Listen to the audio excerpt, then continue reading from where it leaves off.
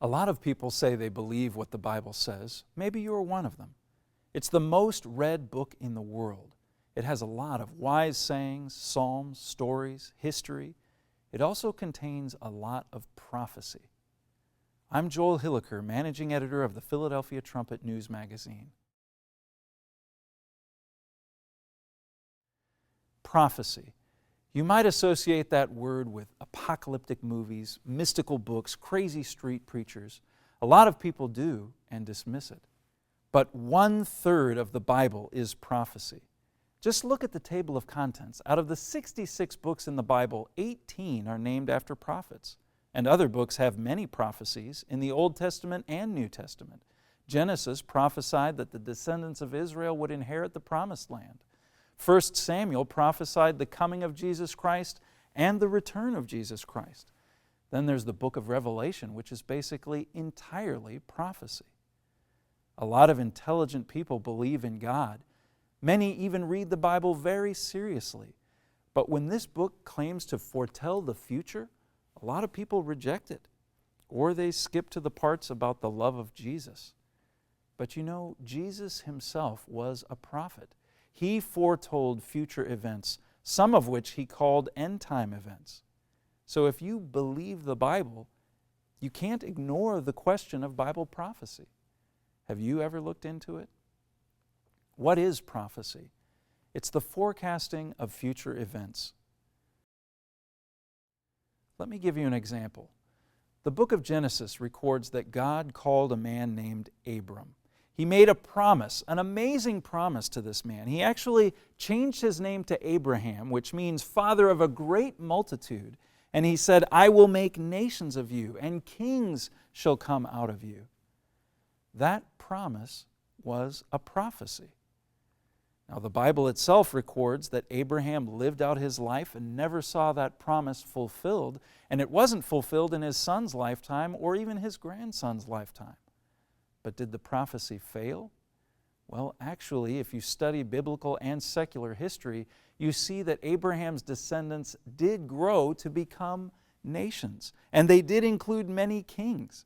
It took quite a few generations, but God did keep his promise. Believe it or not, there are actually nations in the world today that are descended from Abraham, just like God said. Now, a lot of people are confused about prophecy, and that's understandable. Many phrases the Bible uses are no longer common. Many prophecies use symbols, or they use ancient names for predecessors of modern nations. So people throw up their hands and say, Bible prophecy just can't be understood.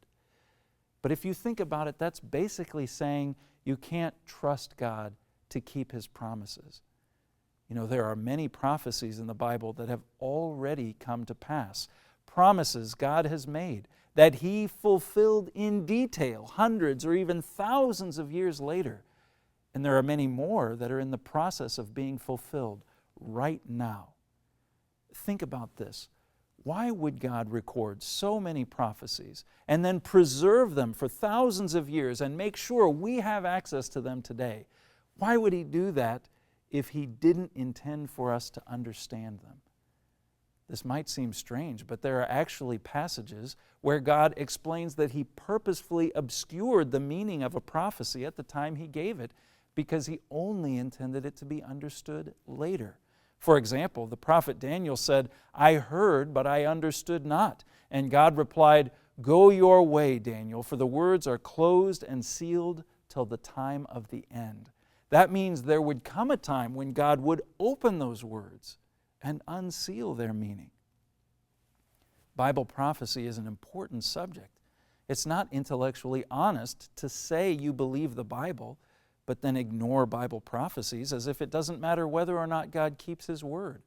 If God's prophecies aren't true, then how much credibility or authority does the Bible really have in our lives?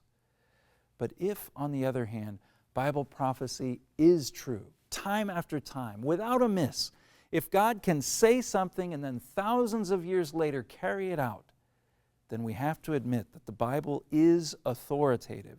It can be trusted, including those prophecies that have yet to be fulfilled. You can understand prophecy.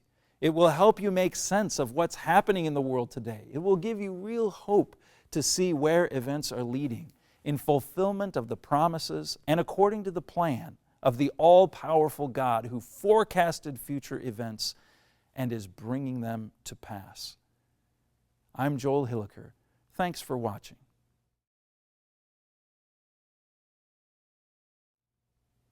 Here's a fact. The Bible is a book focused on Abraham's descendants, the people of Israel, including most of its prophecies.